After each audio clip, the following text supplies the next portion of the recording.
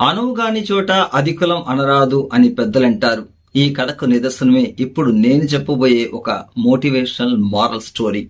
ఇలాంటి స్టోరీల కోసం ప్రతి ఒక్కరూ డిపి స్టోరీ టైం ఛానల్ ని సబ్స్క్రైబ్ చేసుకోండి, ఆదరించండి. ఒక పుట్టలో నుంచి పాము బయటకొచ్చి ఒకరోజు ఆకాశం వైపు చూస్తుంది. ప్రశాంతంగా ఒక గరుకుమంతుడు ఎగురుతూ ఉంటాడు.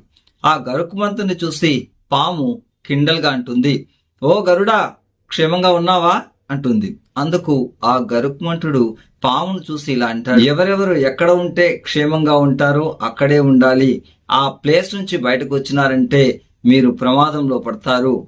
కాబట్టి నేను ఆకాశంలో ఉన్నాను, క్షేమంగా ఉన్నాను. నువ్వు పుట్ట లోపల ఉంటే క్షేమంగా ఉంటావు" అని ఇండైరెక్ట్ గా చెప్తుంది. అంటే పుట్టలో ఉన్నప్పుడు పాము సేఫ్ గా ఉంటుంది, పుట్ట నుంచి బయటకు వచ్చిందంటే ఆటోమేటిక్ గా గరుకుమంతుడు తన యొక్క ప్రతాపాన్ని చూపిస్తాడు. కాబట్టి అనువుగాని చోట అధికులం అనరాదు. మనమైనా సరే మన ఏరియాలో ఉన్నప్పుడు మనకు సపోర్ట్ చేసేవాడు 10 మంది ఉంటాడు కాబట్టి మనం ఏమన్నా చేయొచ్చు.